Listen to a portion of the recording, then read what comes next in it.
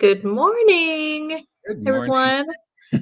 It is Greg and I today. Max had a last minute um, She's webinar thing. She didn't realize it was at the same time.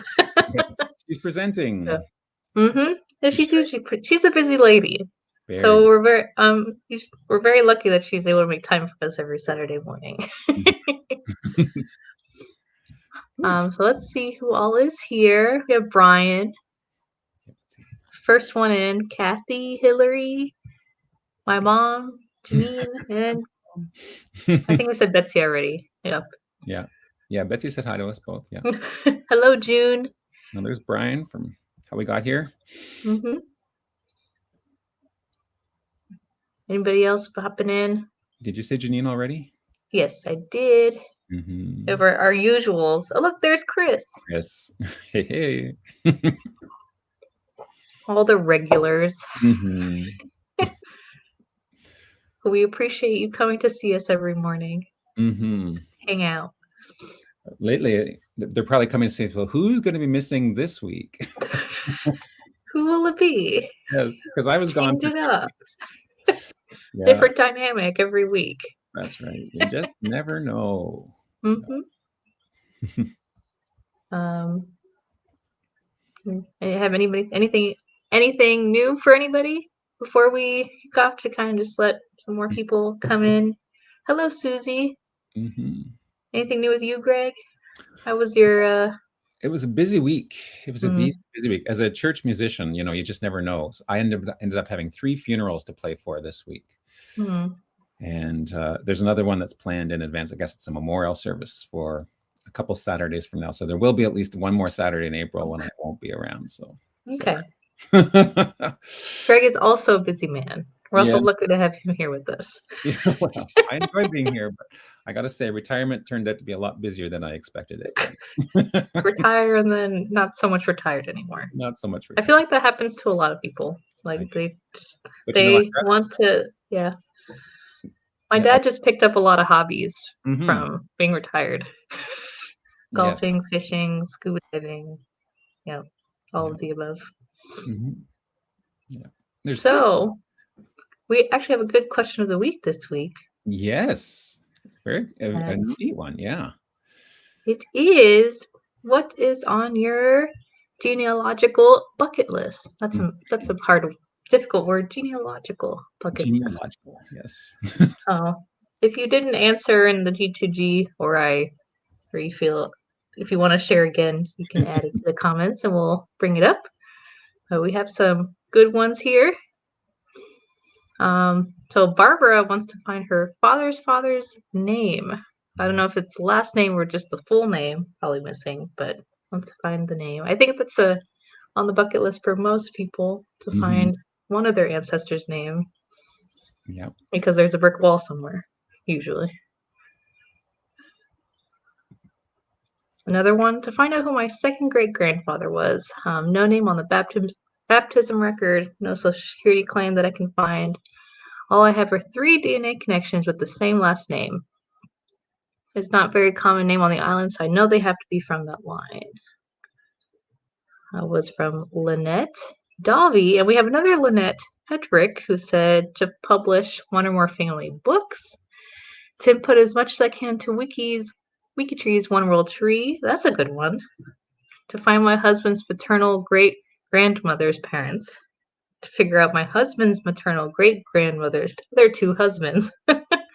And to find out more about my paternal great great grandfather's family who were from Chemnitz, Germany, Prussia.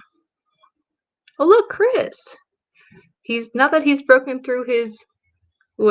Tell me if I say this right, Chris. Guyo? No, that's Spanish with the double L. Brick wall. I want to expand that tree, and also his cupola side. And then speaking of cupolas, I also want to do a second cemetery run at St. Patrick's Cemetery in Haverhill. Oh, I said it right. I usually butcher it, but I did it right. Instead of Haverhill, Haverhill. He'd be so proud. And Gary is to prove his great great great grandfather's parents, and then his great great great great girlfriend's parents, great grandfather's parents using DNA. And then Virginia wants to find the maiden name of her maternal third great-grandmother, confirm who she thinks her paternal three-time great-grandmother is. Let's see. Ooh, Wayne says he wants to trace the journey of the Olroyds from Yorkshire, England to Salt Lake City and/or Australia. Oh, Susan, all I want right now is a tiny bit of enthusiasm from my family when I share an interesting fact about our ancestors with them. That is funny. I like that. All I get is a blank stare and a grunt. Oh, yes, I heard of "if you say so" from a cousin. My immediate family is so small there doesn't appear to be anyone who's interested in picking up the banner when I pass away. Aw. Like most others, to break a brick wall. Whole bunch of brick walls. Oh, Diana says photos. She wants to find more photos as far back as she can. Well, this was a good one. I saw this from, and she has a photo too, Alexis. She says she would like to be able to find my Lovelace family in England. They sent me this doll in about 1951. My grandmother took me to the photography studio where they hand colored 2 8x10 copies. She mailed one copy back to England. Hand colored, guys. Hand colored. It's crazy. My general bucket list is full of places I would still like to visit. One of the places to spend time in the family history library. Ooh.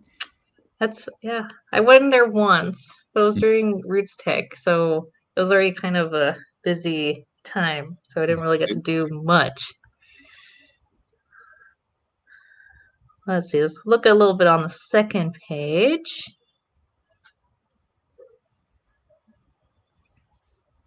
So Marilyn says her goal is to find her maternal great-grandfather. He was born Louis Morales, but on his marriage certificate, he had picked up the last name Landry. Ooh, a mystery. No wreckage to verify this. His children carry the Landry name. Interesting. Yeah. Those mysteries are the most fun to solve when you actually find out what happened. Let's see. So Mags always shames me to upvote all of these, so go ahead and upvote them. Yeah, that's a good thing. Upvote.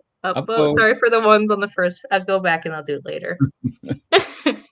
So L. Goldstein says my grandfather came to the U.S. from Italy, and then his wife, my aunt, followed. She was refused at Ellis Island. Wait, that was confusing. My grandfather and then his wife, my aunt. So his grandfather and his aunt that were married? No, that doesn't make sense. No. Okay, I'm thinking. So she was refused at Ellis Island, and then my grandmother, her sister, came to the U.S. Oh, I see. Her husband died, and following year she had a child with my grandfather. Okay, I see. Scandal. Oh no. Oh, I know. I think, don't we have a answer from Brian Craig? We do. Would you like me to share that with you? Yes. Okay, He always then. makes such a fun video. He does such a great job. So let me just add that. Okay. And I'm going to make it go full screen. So let me know if you can't hear this. You should be able to. We tested it before and I could hear it. So I know. It should work perfectly, right? What could possibly go wrong? Hi, I'm Brian Nash from How We Got Here at Genealogy. WikiTree, you asked a question, and I'm here to answer it. This week's WikiTree question of the week is, what is on your genealogy bucket list? Well, I don't have a mere list. I actually have a bucket book, and it's full of lots of things. But one of the things is travel.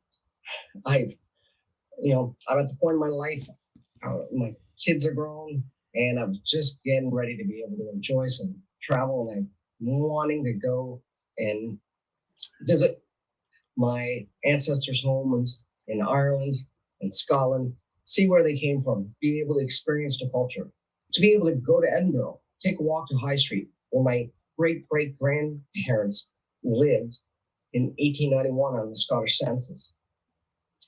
The house is still there. I want to go and be able to visit the Isle of Tiree and Hull, where my Campbell ancestors came from. I want to be able to go to Glasgow, where my Anderson ancestors came from in Scotland. I want to be able to go to Ireland and visit the multitude of counties that my various ancestors came from there, from Dublin to Cork, to even County Down. I want to go to an Irish pub. I really want to go to Fields. I want to be able to see the graves and the sites where my ancestors' homes were. Go to the places where some of them died in battle. I want to be able to take a transatlantic cruise like my great-grandmother did in 1905 when she came over here as a teenager, 13 years old. I want to engulf myself in the sights and the sounds and the tastes of Irish and Scottish culture. Now that things are somewhat back to normal, I'm hoping to be able to fulfill some of those travel items on my bucket list. I know I'll probably never get to do the transatlantic cruise, not just because it's rare and probably hard to find, because my wife gets extremely motion sick, and I'm going to be lucky to get her to fly over to the British Isles. And there's other things on my bucket list. Some of them are simple, and some of them are more difficult. One of the things is to be able to join my friends from Saturday morning on the WikiTree livecast, to be able to sit down sometime in person with them, to be able to share a wee glass of Irish whiskey, maybe a pint of Guinness. I'm sure I could talk Mags into having some scotch with me. And that's one thing off my bucket list that will hopefully happen sooner than later. It's more sooner than later. But for the other things, for the travel, I'm lucky. Even if I never get to go to Scotland or Ireland, I live in Atlantic Canada, where there's so much Scottish and Irish culture that's still really rich. I can go to Cape Breton, where my ancestors landed, and be able to experience a lot of that Scottish culture, to immerse myself in Gaelic culture there. While in Cape Breton, I can experience. There, I'll just pause it right there. Well, thank you, Brian. Yeah, that was I wonderful. want some of that Jameson in my mug right now. Oh, do you? Oh, wow. I want some. I don't have any. You want some? Well, before we go any further, I'd recommend everyone to rewatch the video, and the end of it is really neat, because it then goes on about how Atlantic Canada has a lot of the Scottish and Irish roots and places. So he can investigate or immerse himself in the culture, even if he doesn't get to visit there in person in the short term. But Sarah, you know what? What? I think we can help Brian cross one thing off his bucket list, or at least kind of virtually cross it off. If he's available, maybe we could invite him to join us next weekend. Brian, would you want to come on next weekend and be our guest? Be our guest. Be our guest. But WikiTree to the test. Anyways, if you're interested, Brian, contact us. We might be able to make that happen. Have you on. Be fun. That would be fun. I was trying to figure out what his shirt, what. Best friends. It looks like I don't know, is it a squirrel? I think it's a dog doing like a fist bump. Oh, is it? I couldn't tell. I was having a hard time. You see? Doesn't it look like a dog? Oh, okay. I see now. A little paw and a fist bump, Boop, boop. I see now. I think my mind was like, those like optical illusions where two things. That's I see the schnauzer now. I was thinking like it was some kung fu squirrel. Kind of looked like a kung fu squirrel to me at first. That's right. So what's on your genealogical bucket list, Sarah? Probably brick walls, and also go to Italy, so to see if I could track down my Italian ancestors. That's a big brick wall of mine. Wow. So where in Italy? It's from when they came to the U.S. from Ellis Island, they were in the Rome area, but originally they're also from the north. They're a little town called Gamilero in Salerno, and yeah, I have to more pinpoint exactly because there's documents that say like 3 different buried places. So yeah, Very cool. what's yours, Greg? You have any? Well, I don't know. Visiting lots of places is certainly one of them. And since I've gotten back into genealogy big time and researching my birth family, there's a lot of little towns in Quebec there where families stayed for generations. So I feel like I know them, but I haven't actually visited them. I might have driven through them. Like when our kids were young, we had a secondhand motorhome and we drove to the East Coast. Brian is right. Atlantic Canada is beautiful. And we drove through Quebec. And I remember one time we stopped for lunch on the St. Lawrence. So the motorhome was sort of parked on the side of the road and you could look down over the cliff and you see the St. Lawrence, and there was a poutine stand there. And that was like the best poutine ever. But I mean, the location was perfect for that. So we may have driven through some of the towns that my family had come from, but I just didn't know it at the time. I've only actually had poutine when I was in Japan because I had Canadian friends in Japan, and she kind of made us not real. I mean, it was poutine, but it was like kind of put together poutine. That's Right. the only time I had poutine in Japan. Interesting. Well, should we move on to the profiles of the week? Yes, I believe. What is our theme for the profiles or our topic? Profile. Well, the main profile of the week is Madeleine Albright, and the theme is Secretary of State and government ministers, basically. So if we take a look at this profile, and I should probably make the screen a little bigger there. How's that? A little easier to read? Yep. Okay. So she was born in 1937, May 15th, 1907, in Śmiechów, Prague, in the Czech Republic. And of course, she just died just recently on the 23rd of March in Washington, D.C. She was born Marie Jana Korbelova. Her parents were Anna Spiglova and Joseph Korbel, who was a Czechoslovakian diplomat. And she was born as Marie Jana, but later on, it tells how she went to a French school and eventually adopted the name Madeleine, and so that's what she used for most of her life. This was a very well written profile, and I got to give kudos to the people who put this together, because obviously there was a lot of work and background put to this. And it's interesting for me because now I'm not sure how familiar you are, Sarah, with Madeleine Albright and her career and stuff. Probably as an American, you are more familiar than I am. But being your neighbor, I hear all the big names on the news, when they, because they obviously make the news, but you don't know a lot of the details. So going through and reading a profile like this and giving some of the background that I had no clue about was very interesting. And I know we have an international audience on WikiTree, so I suspect others are sort of in my boat as well. So in fact, I didn't even realize that she was with the last name of Albright. I didn't even know that she was not born in the States. But yeah, I wouldn't have. I don't think I knew that either. Well, and it's very interesting, the profile, because she had quite an interesting, I would say, from her, it must have been a scary upbringing, because so she was born in 1937, right? So, and the country had just been independent after the First World War, but things were moving in the wrong direction. And in 1941, actually, her parents converted from Judaism to Catholicism, probably to make it safer because of Adolf Hitler. And so because Czechoslovakia was taken over, I believe, by Hitler.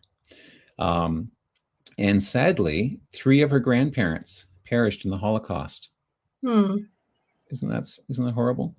So they left Czechoslovakia and during the war, and then they came back afterwards.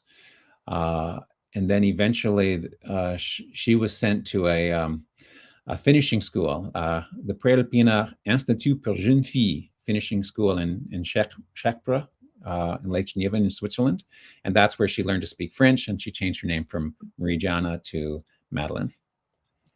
And then after, in 1948, they left Czechoslovakia, and that's when they came to the States, arriving at Ellis Island on Remembrance Day, though I don't know if it was officially called Remembrance Day in 1948 or not, but November 11th. And the father applied for political asylum and eventually became a lecturer and then a diplomat.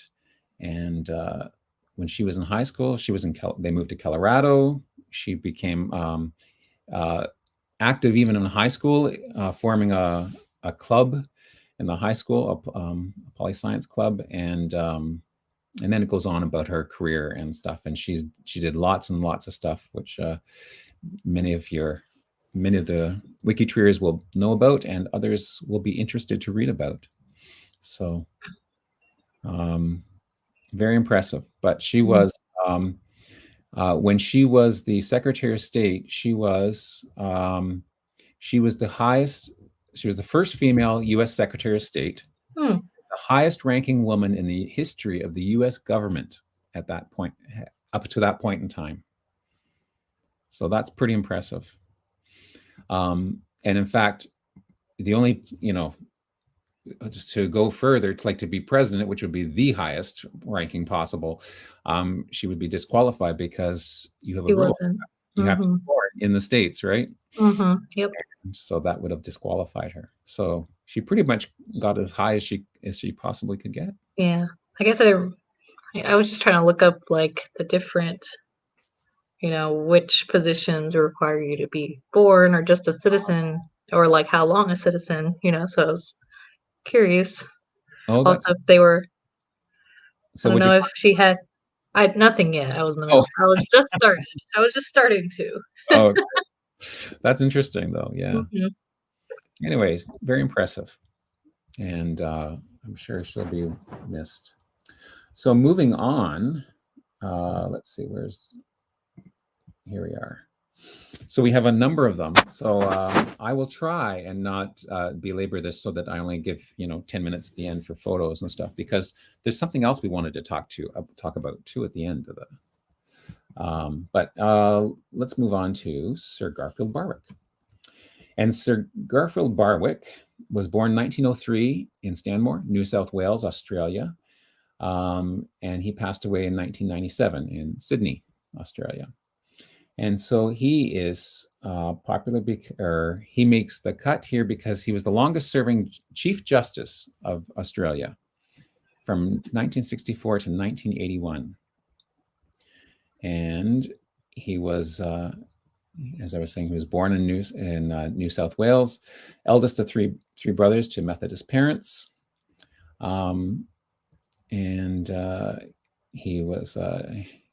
He admitted to a legal practice after finishing university. There was a bit of a problem with a bank loan that he had loaned to his brother and then wasn't able to pay during the Depression. But later on, he did some important cases, and he was created a Knight Bachelor, which is an interesting title. Knight Bachelor, in recognition of service to the public service. He was elected to the House of Representatives, and he led the Australian delegation to the United Nations for a number of sessions. And then talks about his being the Chief Justice of the High Court of Australia. Okay. And then there's some more details down here as well. So I was just looking more into the Secretary of State. So Secretary of State is fourth in line to become president if anything were to happen. So I wonder how that would. Wow. So there's the vice president, the Speaker of the House, and the president pro tempore of the Senate. So I wonder how that would work if, like, she was Secretary of State, not being born here. If she'd need to, I don't know. I wonder. It's just something I was thinking. Like, how would they let her? If she was fourth in line, or not? I wonder if that, like, in a situation like that, she Hmm. would be, you know, acting. Would they call it acting president? Or she could be president, but she couldn't run for an election, maybe. Hmm. You know. Yeah, like I recently watched Designated Survivor. I don't know if you guys Oh are yes. familiar with that. So it made me think, like, if something were to happen. Yeah, that's right. Okay. Yeah, let me just get the other tabs all lined up. Oh, I put one on the wrong order. Okay, so let's go. Julie Bishop, also from Australia. And she's the daughter of Douglas Bishop. She was born in the 50s. Here it's in the biography, it gives you specifically born in 1956. And she attended Harvard University and the University of Adelaide. After entering politics, she was a delegate in 1998 to the Constitutional Convention, served as MP, and from there on, she became Minister for Women, and then Deputy Leader of the Liberal Party, and Minister for Foreign Affairs. And she's been the Chancellor of the Australian National University since January 2020, the first woman to be in this position. Actually, she was the first woman to be in a couple of those positions. So that's Julie. Helen Clark. What are all those things? I think I'm missing something. There's a whole bunch of icons on the top, and I'm like, what? Oh, here. I was like, what? Oh yeah, like, you know what this is? Okay, so we're diverting. Okay, time out from the profiles. What are those icons? I totally forgot I'd done this. So I was like, am I missing something? Was there an update? No, these are extensions to WikiTree. Have you heard of that? Have you heard of what extensions are? Oh yeah. Does everybody else know what extensions are? Well, I'm wondering, you know, they may not. So so an extension is something you add to your browser that basically reformats or adds extra value to your web page. So I'm going to just turn, let's see, I'm going to turn these off. Where do we go to? Manage extensions. There's a bit easier way to do this. There's a different way of doing this, but what extension is that one though?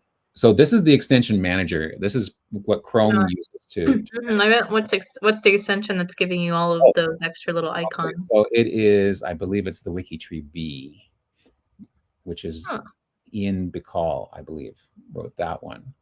And then the Sourcer is the one, I just used this for the first time this week, and it is a very cool one because if you're on Ancestry, or there's a few other sites it uses, but if you're on a site and it's got a source there, like an image, the Sourcer will actually format the citation for you and put a live link to that document. And with Ancestry, it's smart enough to put a sharing link so that even those who don't have Ancestry accounts can see the image. They can't do much more with it, but they can at least see the source image. And WikiTree X is another one, which you might be familiar with, and Turbo. But I think it's the B. So now that I've removed it and I go back to...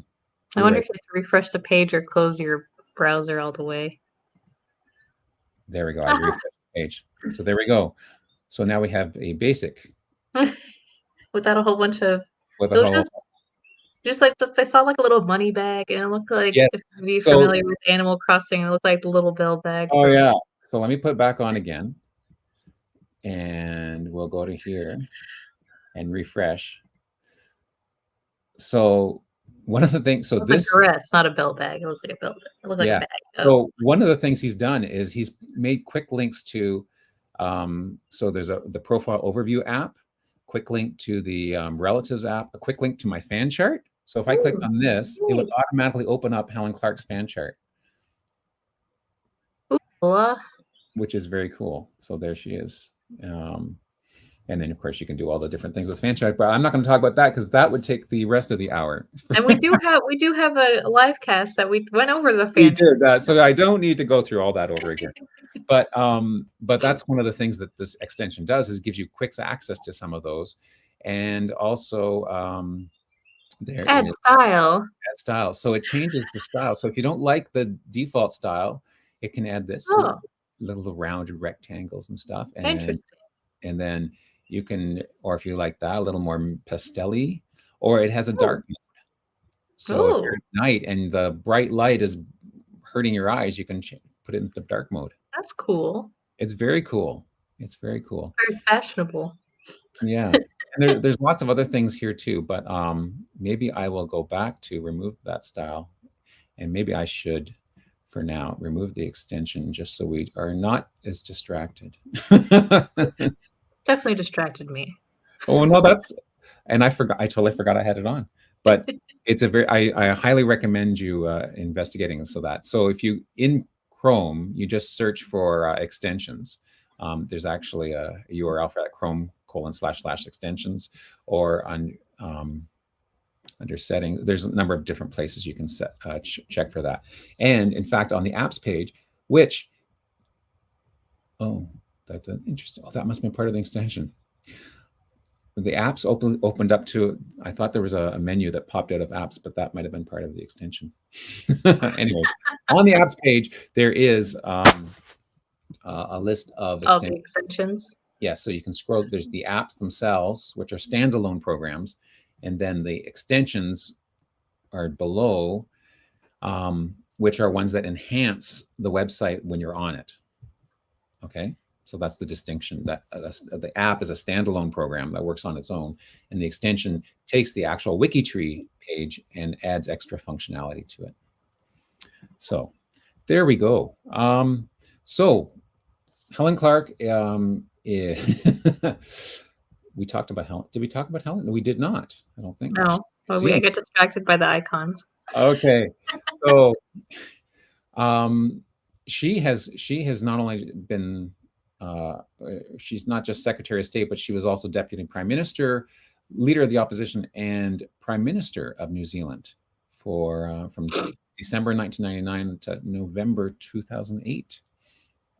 So she's had a notable career in New Zealand. 37th Prime Minister, serving 3 consecutive terms, and the first woman elected to that post. Very impressive. Okay. Thomas Cromwell. Now we're going way back in time, 1485. Back in the days, yeah. Also known as the Earl of Essex. That was one of the titles he got right near the end of his life.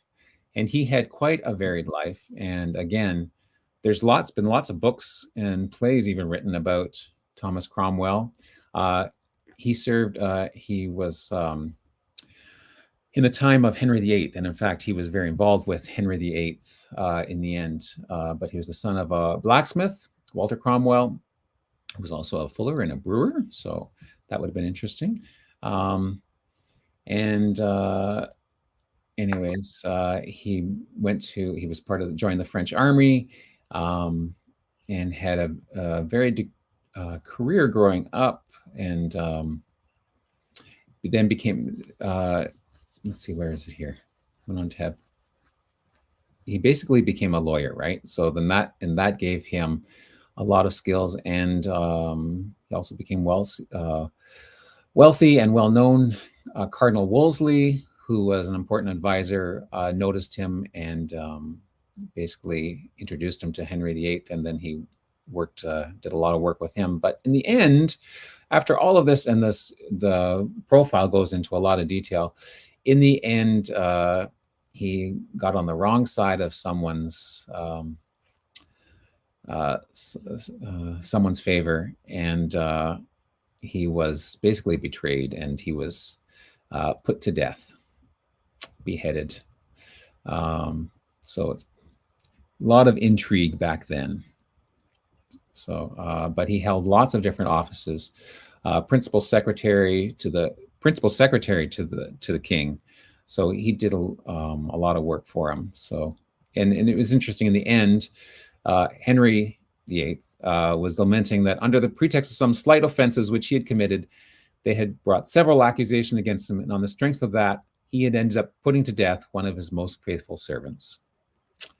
You know, his head was placed on a spike on the London Bridge. Isn't that sad? And the day they killed him was the day that Henry married his next wife.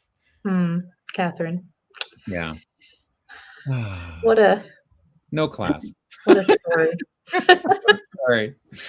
Anyways, lots and lots of stuff there. So, but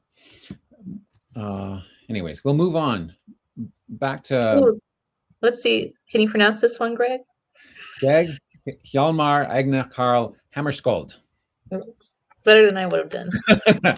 So Hammarskjöld, Dag Hammarskjöld, is famous for being part of the UN, Secretary General of the United Nations, and in fact, in the city where I went to university, I went to the University of Waterloo. There's a building called the Dag Hammarskjöld Building, which I think was a set of residences. But anyways, he was well known for his work with the United Nations, and apparently flowed over into Canada and into a little university town. But born in 1905, and in Sweden, right? Yeah, Jönköping, Småland, Sweden. Interesting. He died in Northern Rhodesia. But anyways, he was got a doctorate in economy or economics, I guess. Became state secretary, so there he fits the category of Secretary of State, and then Swedish delegate, cabinet minister, and then eventually to the Secretary General of the United Nations. And he died in Rhodesia because that's where his plane crashed. And he died in a crash in 1961. Very sad. Cordell Hull. Now, this is an American. Have you heard of Cordell Hull before? I don't think so. The name doesn't ring a bell. No. Born in 1871 in Olympus, Overton, Tennessee, and died on the 23rd of July in 1955 in Washington, D.C. So he was a Secretary of State, the 47th Secretary of State, apparently, and also a senator from Tennessee. Born in a log cabin, and, excuse me, 35 children.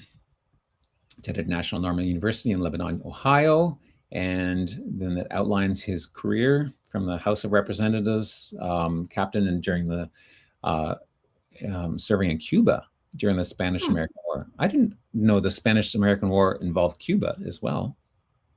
Did you know that? I guess I can see it, but No, I guess, but I don't think I would have said that either. Oh, interesting. And then Secretary of State, and he won a Nobel Prize for co-initiating the United Nations. So I bet you he knew our previous guest, Dag Hammarskjöld. Yes, probably. There he is. And there's a famous picture of him with President Roosevelt. I feel like that's somebody. I feel like somebody I should know, but I don't know. I didn't have very good history lessons in school. So Thomas Jefferson was also a Secretary of State, but he's more commonly and more famously known as a president. Your third president, is that right? Second or third? Third. Good job. Second vice president. There we go. There we go. And first United States Secretary of State. Vice president. So he just went up. Trifecta. He's got the gold, silver, and bronze in politics. But the question is, which way is the gold, silver, and bronze? Oh, well, he started off with bronze, working on the Secretary of State. And then he worked up to the silver, being the VP. And then he won the gold medal as the third president of the United States. He was also governor of Virginia. So he just kept going up. I didn't go far enough. Oh, governor of Virginia. Wow. Very cool. And so this is an interesting quote from JFK. I want to tell you, so he was welcoming Nobel Prize recipients. So lots of smart people, coming to dinner at JFK. And I want to tell you how welcome you are to the White House. I think this is the most extraordinary collection of talent and of human knowledge that has ever been gathered together at the White House, with the possible exception of when Thomas Jefferson dined alone. So I think that's a diss on all his guests, isn't it? That one man. Or a very high regard of Thomas Jefferson. A very high regard of Thomas Jefferson, yes. So there we go. And there's a lot of details here. And I feel that as a Canadian, I shouldn't say anything more except that he was your third president and did lots of stuff. Yep. Oh, Yep. and there's a little DNA controversy there. Let me see how close I am to Thomas Jefferson while you keep going. Okay. I'm curious. Because I am kind of directly related to some of the presidents. Let's see. Are you? Cool. So Julia Verlin Lamarche is Canadian. Yay! We have our Canadian entry. Born on the 20th of December in 1924 in Chatham, which is not too far away. It's only a few hours drive from where I am. And then died in October 27th, 1980 in Toronto, which is even closer to me. So she was the Minister of National Health and Welfare from 63 to 65. So she was a Canadian politician, a lawyer, an author, and a broadcaster. And she was only the second woman to serve as a federal cabinet minister. So this was back in the early 60s. So up until that point, there had only been one woman ever who was ever in the cabinet. So breaking that glass ceiling. She helped push through legislation that created the Canadian Pension Plan and Medicare, which are two important things in Canada. We think they're important anyways. As Secretary of State, she helped establish the Royal Commission on the Status of Women in Canada and oversaw the White Paper on Broadcasting and was in charge of the centennial celebrations. Yes, 1967, Canada was celebrated 100 years. And there were celebrations all over, including the Montreal hosted the World Fair that year. And lots of things happened that year. Sadly, her mother and her grandmother died of cancer, and in the end, she did as well, which was a pancreatic cancer. Yes. But she was given an Order of Canada while she was still in the hospital, so that's nice. She at least was alive when they awarded that to her, so she knew that she was well respected. So, a great person in Canadian history.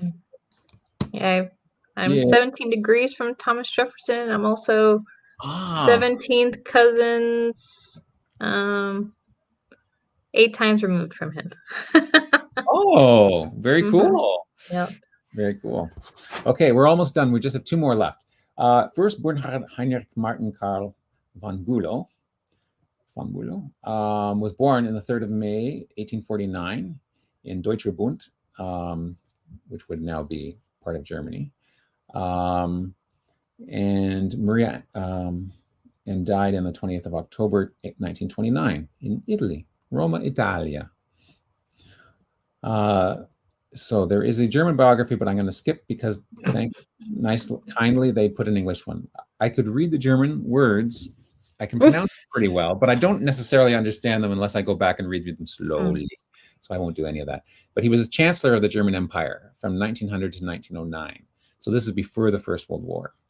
And he was known for his aggressive foreign policy that angered France and Russia, leading up to the formation of the Triple Entente. So he sought to make Germany into a leading power on the world stage. Well, that's a noble goal, but maybe some of the...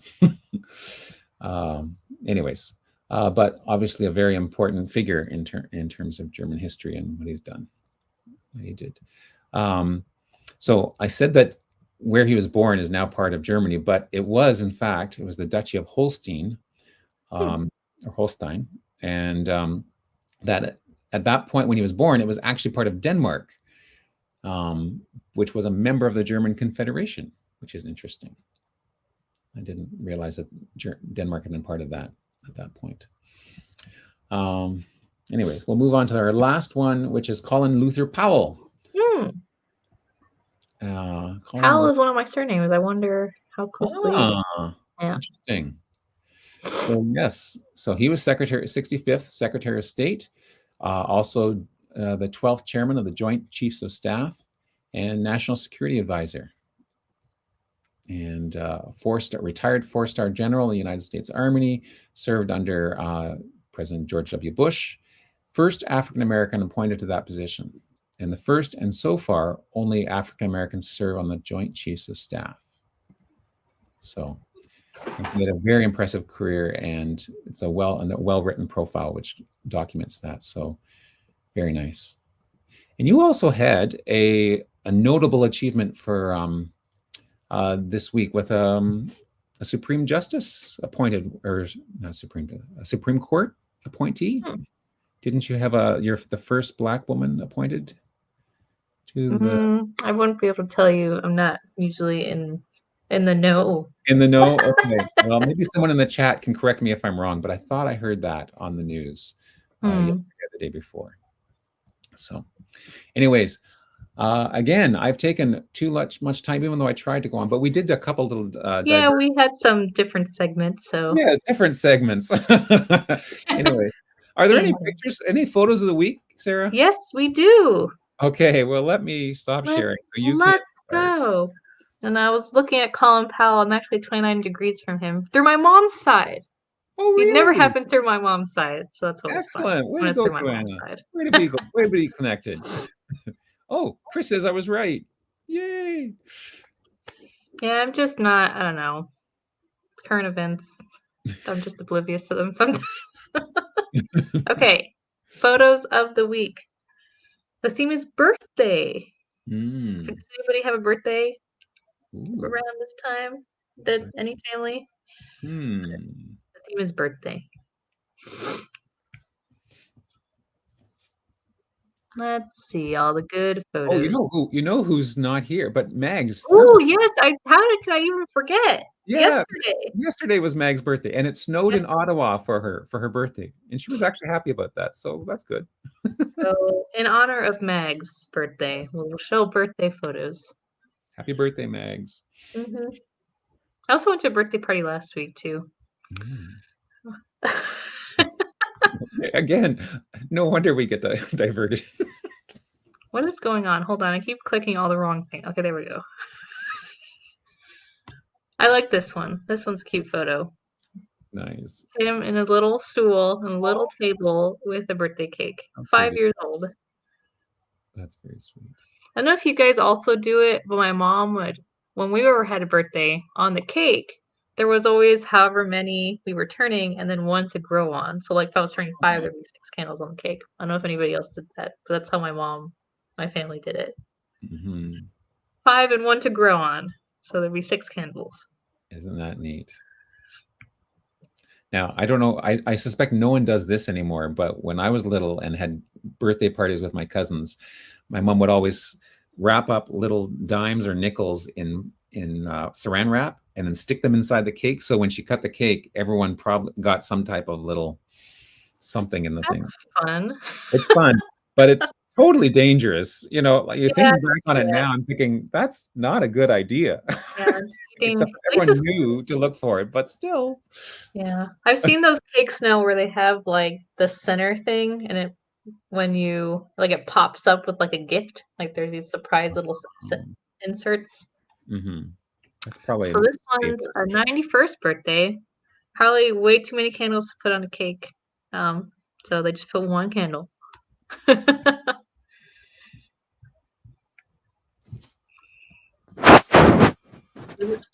I think this is a card. I am assuming birthday card. Chère petite cousine, my dear little cousin. Happy birthday. Cute little card.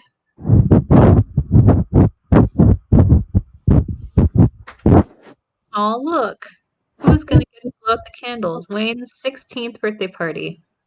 So it's his 16th birthday party, but it looks like he's about to blow out all the candles. Yes. That's fun. Oh, look at the balloons. Some very oddly shaped balloons, but well, this is Betsy's photo. So we got some elongated balloons and that's amazing. That's a fun photo. That's neat. So the long balloons always remind me of when they make the animals, balloon animals. Dr. Walter Johnson's 60th birthday party. They're all dressed up. Oh. Very fancy. And 1918 was when this was, that photo.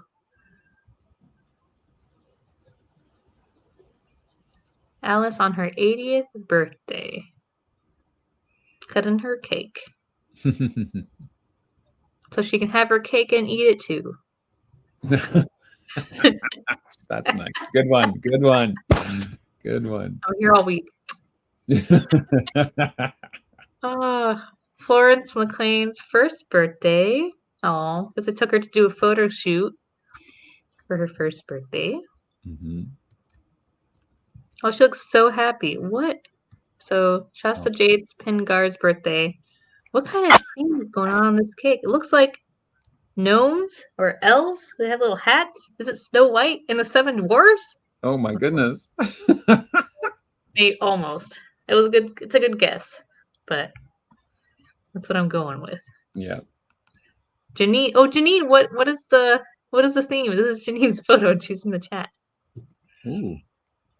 I'm going with Snow White and the Seven Dwarfs. Mm-hmm. Oh, only 9 images this week? Oh no. Oh no. We need to go to the G2G and see if there are any more. Okay, let's see. We saw this one, 91st birthday.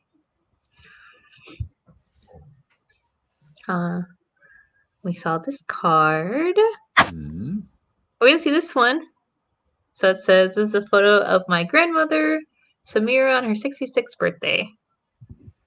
They had ice cream because they went around a restaurant, so she got like a little ice cream bowl. Oh, we didn't see this one either. No. When she was growing up, my mother celebrated her birthday with her grandmother, Melanie, who was also born on May 21st. So they were both born on the same day. Years later, Melanie's family made sure to announce her birthday in the newspaper every year on May 21st. Surprise, on her birth record, her real birthday is May 1st. Oh no! Oh no! Oh, but if the Queen of England doesn't celebrate her birthday on the actual date she was born, I think my great-grandmother can do the same. That's funny. That is funny. Oh, there's another. I guess there's another one of that sequence. Mm-hmm. It looks like a fun birthday party. Oh, 30th birthday party in 2003. Wow. Looks like a fun night. Mm-hmm. Indeed.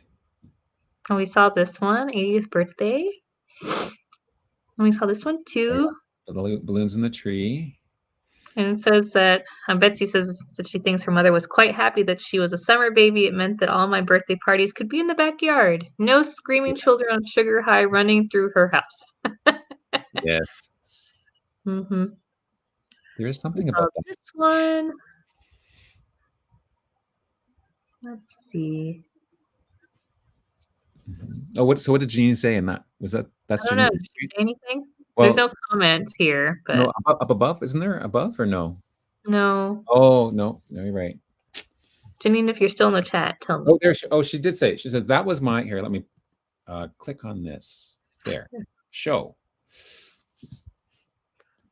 That was my youngest, but I do not remember what was on that cake. She was into Disney, Care Bears, Hug-a-Bunch, Rainbow Bright, etc. It was taken about 1986, 87. She was into Disney, like looking at the girl that's there and all little guys with hats on. I would think they would be little gnomes or dwarves.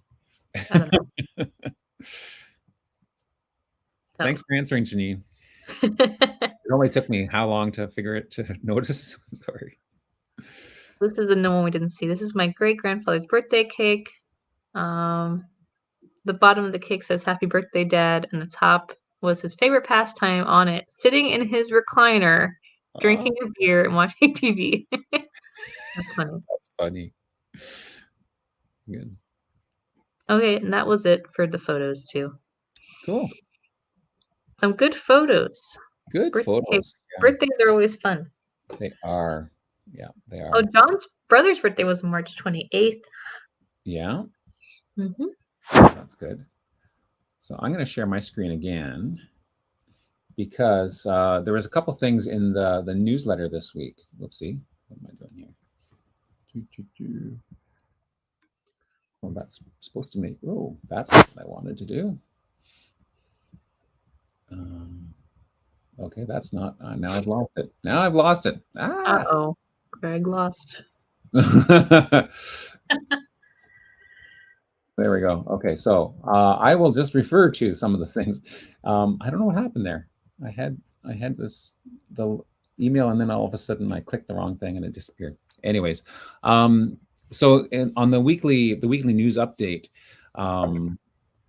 there was a mention of a number of different projects, and so I got an email or a message from Eowyn earlier this week asking us if we had we wanted to talk about some projects, and one project she wanted us to talk about at some point was the Disney project, which I'd never even heard of before. So that made me look into projects in general, and that tab I do have open, so I can reshare that, I think, over here. So I think one thing we might add to our Saturday live cast is talking about projects, and maybe pick a special project each week. So if you're not familiar with WikiTree projects, it's just another way of working together and collaborating on WikiTree. So after you've sort of exhausted your own family research, or you need to take a break from your own family research and creating profiles, if you want to join teams of other WikiTreeers, a project is an excellent way to do that. So this year, the current project, the profile of the week, the WikiTree challenge, is a fun one, and I believe the current one that they're signing up for is for CJ Cherry, who's a science fiction writer. So if you check the email that you would have got on Wednesday, it's Wednesday mornings, right? The email of the week comes. You can check that out, or just go to G2G and sign up there.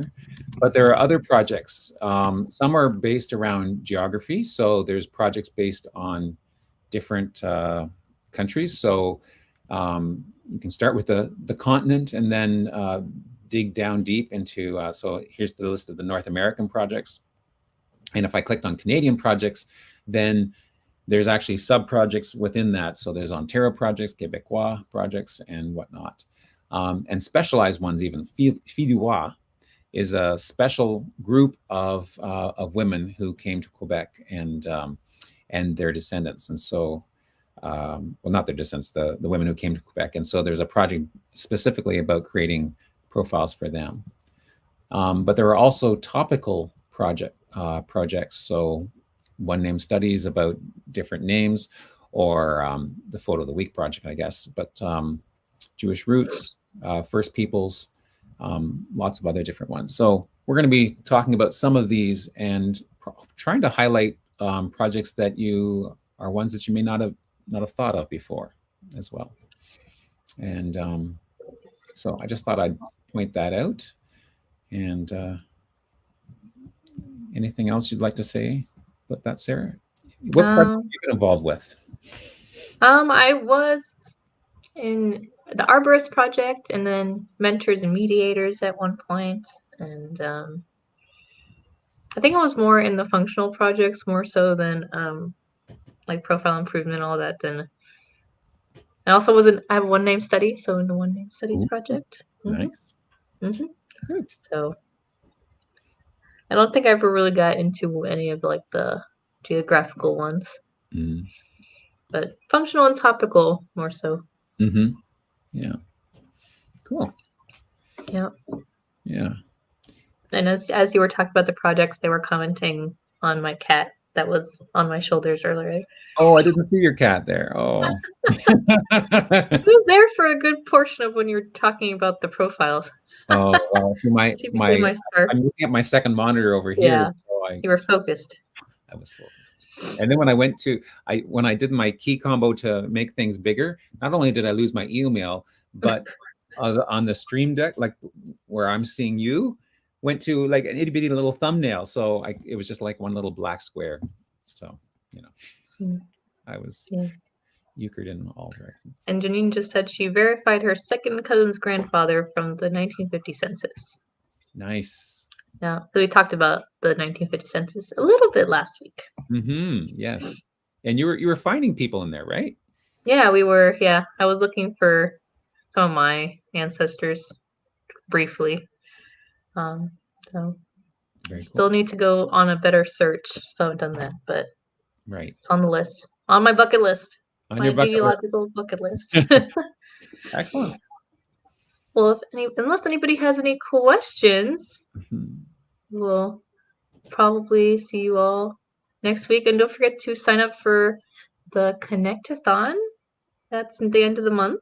Yes. Or not, I don't think it's not the end. I think No, it's the it's not. week right before 3rd, the end of the month. Yeah. Yes. So Yes. sign up Sign while up. you can, so we can connect. Connect-a-thon. And until then, we will see you next Saturday. All three of us should be here next Saturday. I believe so. I hope so. Maybe with a special guest. Until then, guys, goodbye. Bye.